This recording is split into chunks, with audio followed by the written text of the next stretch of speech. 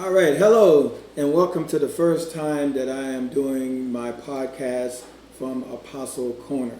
I want to thank you for joining. You're probably going to see this delayed because originally I was going to do it live, but on today I didn't realize when I scheduled this, and none of us realized that when I scheduled this, that they would be doing a memorial homegoing service for George Floyd on this day.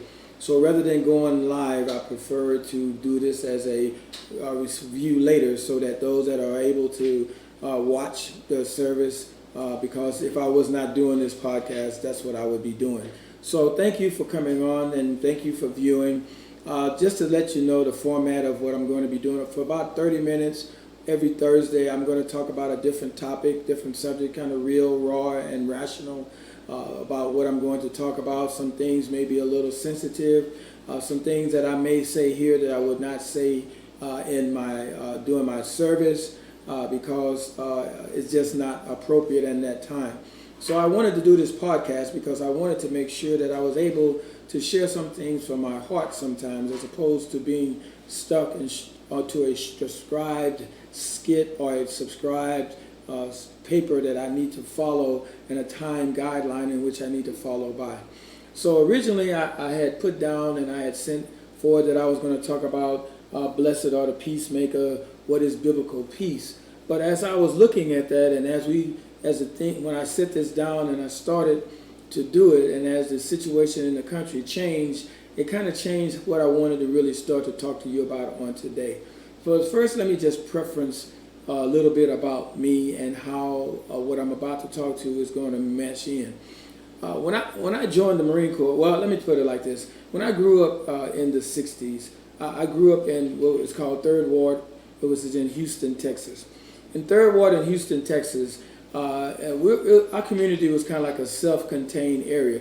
There was different other communities in Houston, but 3rd Ward was predominantly, well, not predominantly, it was a black community and pretty much self-contained. We had our own movie theater that was in 3rd Ward. We had our own little shops, stores, barbershop, hair. Everything was pretty much self-contained. I mean, the bus ran through that could take us downtown or take us to where we wanted to go. However, we pretty much stayed in our own area. Even when I went to the country to visit my aunts, they were in a community in the country. It was basically all black in that community. Even my aunt who lived on a farm, the farmers left to the right down the road, they were all black. The church that we went to about 2 miles away from the house, it was all black. So I grew up not necessarily facing such racial prejudice as most people who grew up in my era in the South may have faced. Even though Texas was the last one to come along until 1865, did they allow independence did they sign the Proclamation of Independence, which had already been signed in 1863. So 2 years later, before Texas even came about, doing what they were supposed to do as it relates to freeing the slaves and giving them equality. So as I grew up, so I really didn't face a whole lot of, until I got bused.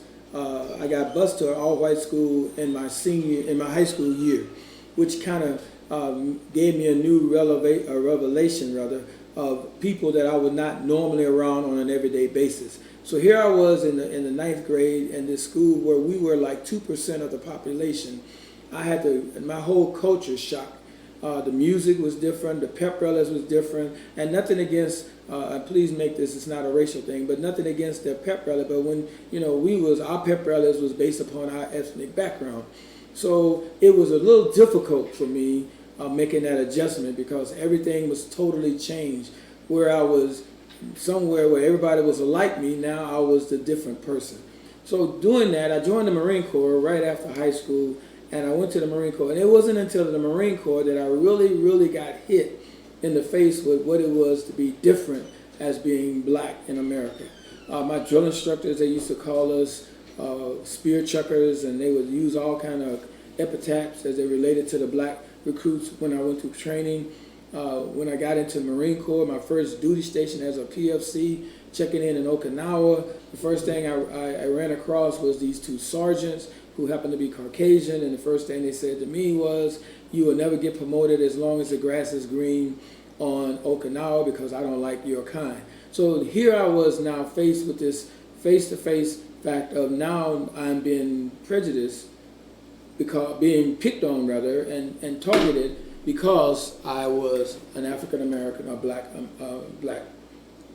So during that time, the Marine Corps at that time, it was at the end of the Vietnam War, and there was a lot of racial tension in the Marine Corps, and there was a lot of racial issues in the Marine Corps. So they came up with this thing called human relation. It was supposedly to allow everybody to kind of like learn each other. So you would go in there and you wouldn't have it, nobody had rank, and it was from all ranks, and we would sit in there and they would go through this process and this training to learn how to work together and not look at each other from different. And when you're sitting in these classes and you hear people go, like there was a first sergeant, he was from a rural area in Tennessee, and he goes, I don't have any problems with blacks. I don't dislike them or anything like that. And I'm saying in my mind, you grew up in rural Tennessee. There were no black people around where you grew up, and quite naturally, I'm sure that there was growing up, there was some input in your life to tell you about a certain race. So to me, it was kind of a Band-Aid to try to come together of doing, taking care of what would be considered racial tension in the Marine Corps. And then, so during that time, in my unit, and those two sergeants were held true to their statement. Every time I would go up for Lance Corporal, they would deny it. Back then, if the sergeant denied it, the staff sergeant was going to deny it, and then later the OIC was going to deny it because it came from, back then NCOs had a lot of authority, and they could wield that authority however they saw fit. So as I progressed and I kept going and I kept getting denied and I kept getting frustrated, I would go to the OIC and I would talk, and they would say, well, your staff sergeant signed off on it and I don't have anything to contradict what he said. So it wasn't until while I was there in Okinawa that I got TAD to another unit. It was me, a wireman and a radio tech that got attached to this unit to go to Fuji for an operation. And while I was there, because I was the radio operator for the commander, and the wireman was there for the wire, and the tech was there for tech support. And while I was there, my SRB, of course, went forward with me. Back then, it was, your SRB was actually a SRB, a paper folder that went with you. And my SRB went with me, and when I came up for promotion, the commanding officer of the unit asked, say, yeah, you're up for promotion, but I need a recommendation. And the only one that was there that could recommend me was a sergeant that came with us who happened to be white. That sergeant, who didn't know me, signed on the paper saying he recommended me to be promoted to Lance Corporal. And I preface that because prior to that, I was on my way to becoming a Muslim. I was on my way to becoming radically against whites. I was on my way to being radically against all kinds of things as it relates to being prejudiced myself against saying that all white people were like this. But here it was, this situation where someone who didn't know me of another race signed a paper to authorize me to be promoted to Lance Corporal. That's when I realized that not everybody is the same. Not all white people are evil, not all black people are thugs, and as our president so eloquently put us, not all people are thugs. We all don't go around with our pants hanging, or we all don't rob and steal. And so that's when I realized that there was a difference. So I said all of that to preference to what I wanted to get into now, which is the church amid racial tension. Not only is the church set amid racial tension, but there's racial tension in the church. There's tension in the church. I'm in a different situation. Had I been a pastor of a church in an ethnic situation, meaning all black, my conversation would have to be different based upon my congregants.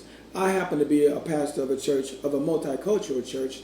So while I identify with the issues that are plaguing our black America, I cannot, as much as one who would be another pastor in a black community would say things based upon the ethnicity of his congregants, I have to look at it from a holistic point of view. Sorry about that. That's my doorbell from my house. Somebody's trying to get in.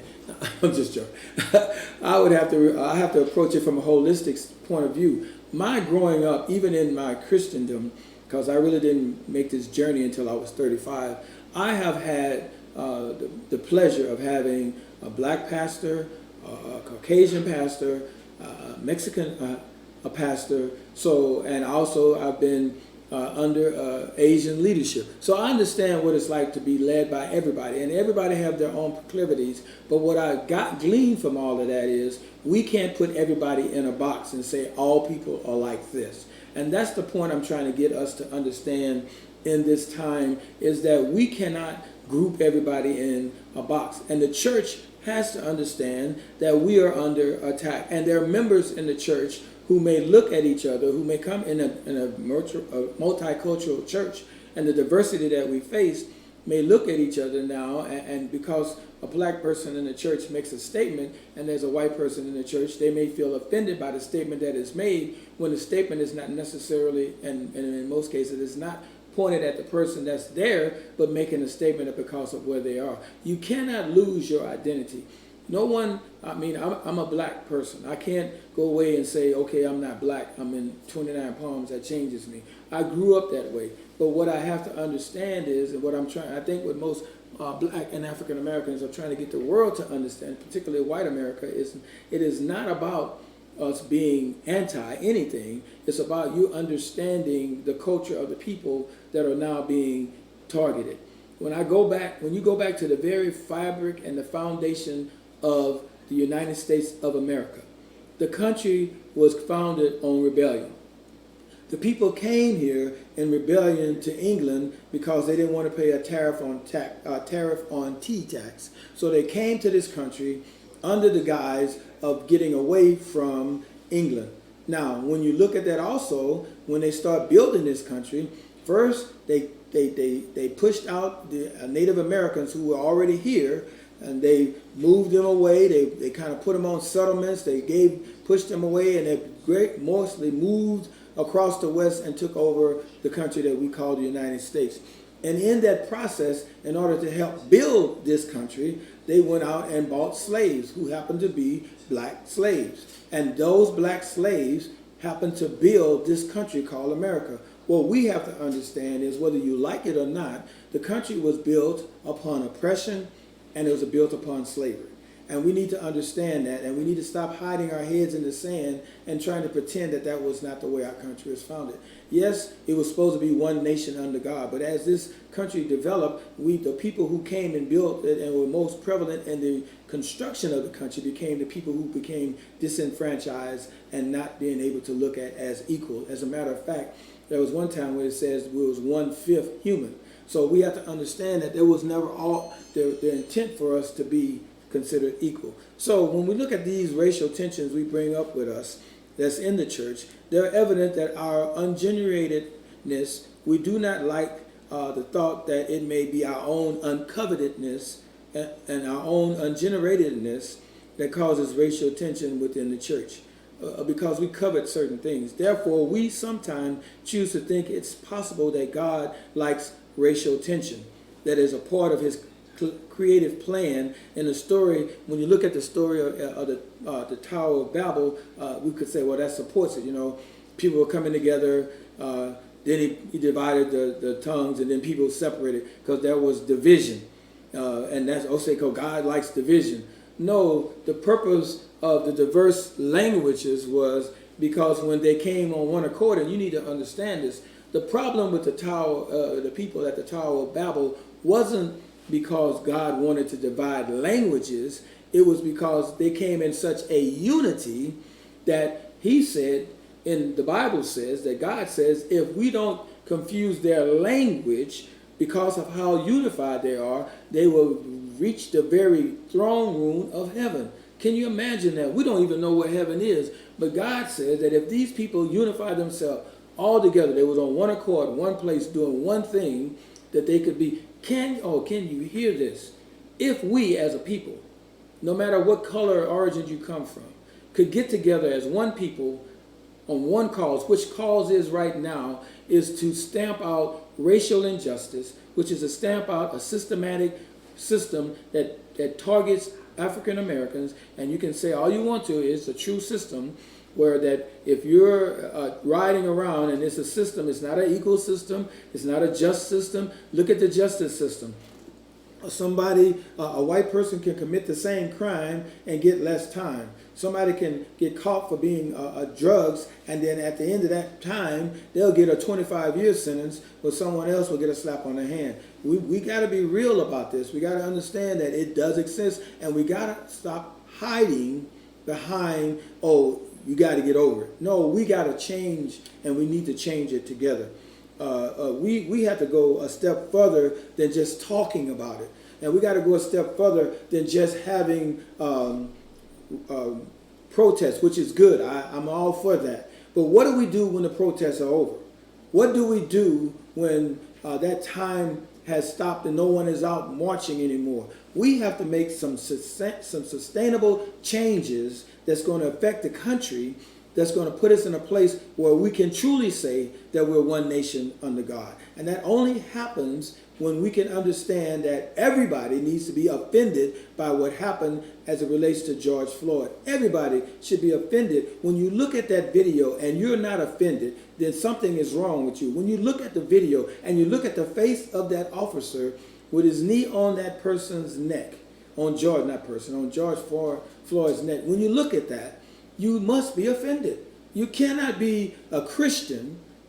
Let's even scratch that. You cannot be a human being with any kind of emotional feelings and don't know that that is wrong. And having people saying, hey, something, and you look with that face, it is totally unacceptable to do so. So we need to understand that we got to go a step further, and we got to make a law to keep race away, because people, I normally don't talk about government that much, but I need to say this, because when you have a leader, here's what I think. This is my thinking, my podcast, my thought. I thought, if I am the president of the United States, and before you start getting hate mail and doing all of that, let me express to you, I am not a pro or anti-Trump, President Trump at all. I'm not for him. I'm not against him. I'm totally for God. Whoever God, because the Bible said God raises up and God takes down. So I look at that from that perspective. But also I look at Proverbs 29:2, which says, when a good ruler rules, the people rejoice. When a wicked ruler rules, there's anger. And when you look at that from that situation, are people groan? When you look at it, I can tell you right now, America is groaning. When you have a president, and if I was the president of the United States, and this situation arose, and I see that it is becoming a divisive system, a situation that is dividing our country, I would get up and make a plea to the America to join together and fight against this injustice that is happening to a people. That's what I would do. Because as a president of the United States of America, then it should be my job to make sure America stays united and not do division and do things like calling people thugs, and when the riot starts, the shooting starts, and statements like that does not cause unity, it causes division. Or to make statements like the silent majority will take care of this. Who is the silent majority? Who are you really talking about?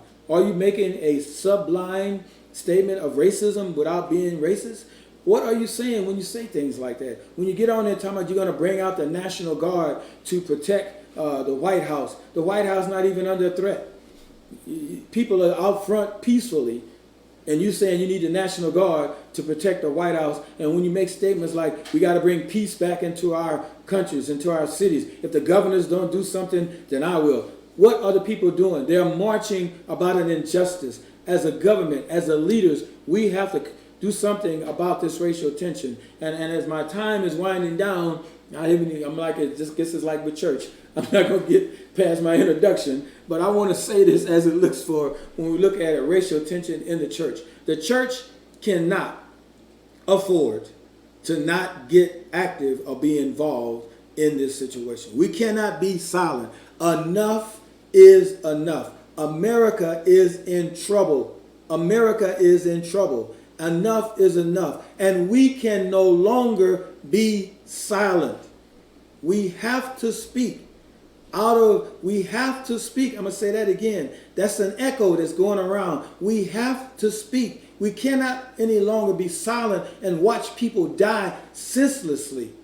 Go back and check over the years. It's not just George Floyd. It's Breonna Taylor. It's Ahmaud Arbery. It goes back to Trayvon Martin. It goes back to a lot more than that. Senseless people are being killed because of an unjust system. And let me say this parenthetically. All officers, all police officers, all law enforcement officers are not bad, but there are bad law enforcement officers. And all blacks are not bad, although there are some that are. All whites are not devils, although there are some that, and I won't say the word devil, are not bad. I'm sorry, I said that, okay. All of them are not bad.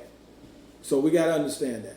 But here's what I want to say on three things, and it'd be like it says, 6 minutes, Doug and Fresh, and I'm done. I got 3 points I want to make, and you say I'm going to do it in yeah, I'm going to do it in 6 minutes. 3 points. Number one, I'm tired of hearing people tell me about crime based on proximity. So black on black crime is a crime of proximity. Because Boo Boo is close to JoJo, and I want to rob, so I'm going to rob JoJo because JoJo in my neighborhood, and he black, and it's a black on black that's close to proximity. When I look at all these ID channels, when I see criminals, they drive to another neighborhood and they rob from another place. Very rarely do they rob and kill in their own, in their own neighborhood. So I mean, you can, that's your point. I'm sorry, I don't get, and I don't ascribe to the crime of proximity, although some do. I just don't. Because first of all, why are we killing one another? We're only 13% of the population. We can't afford to kill each other off. So we need to be each other. The second thing is that the church, as it relates to white in America, we got to stop telling black people, you don't understand, you need to get over it. You didn't grow up like that. Anywhere you go, you can drive down any city, you can go to any state in America and not feel threatened. When I go through certain states, I remember when I was growing up, I had to, when I was driving across country from California, and I had to go to Parris Island as a drill instructor, and I drove cross country. When I went through Alabama, Mississippi, I made sure I had enough gas and so I could make it through those states, because I wasn't sure how, if I stopped at a gas station, or how I stayed the speed limit. I didn't do anything to bring any attention. And I remember, I remember one incident that happened to me that made me realize how bad our country was. I had just, this is my first time being on a drill field. I had graduated from drill instructor school in Parris Island.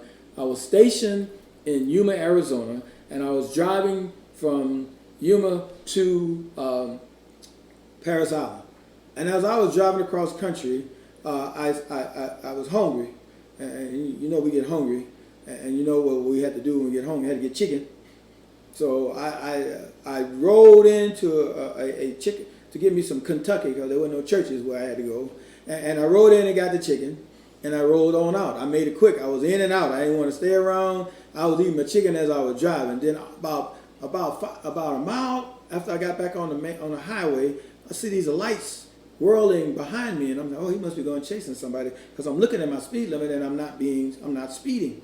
And then I get pulled over, and so I pulled over, and I'm like, why is he stopping me? I'm not speeding, whatever. And I got all my uniforms in the back. I got my drill instructor hat in the back window, and he runs up. First of all, he insulted me by asking me, was I in the Army? But no, I'm sorry, I didn't mean to.